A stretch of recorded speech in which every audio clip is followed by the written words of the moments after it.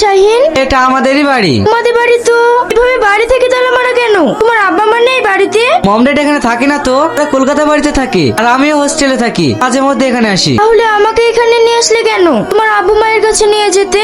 আরে নিয়ে যাবো তো, কয়েকটা দিন এখানে থাকো, তারপর বিয়ে করে তোমাকে ওখানে নিয়ে যাবো। সত্যি তুমি আমাকে বিয়ে করবে তো? আমি কিন্তু তোমার উপর ভরসা করে বাড়ি থেকে পালিয়ে এসেছি। বিয়ে করবো না তো এমনি এমনি ভালোবাসছি নাকি? ভিতরে চলো।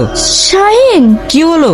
রাতের বেলা আবার অচেনা জায়গা, আমার কিন্তু ভীষণ ভয় ভয় লাগছে। আরে কোনো ভয় নাই, আমি আছি না, চলো।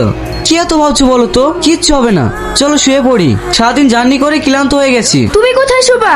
কেন এখানে? না না, বিয়ের আগে এক জায়গায় থাকা ঠিক না। বিয়ের আগে পর্যন্ত আমরা আলাদাই থাকবো।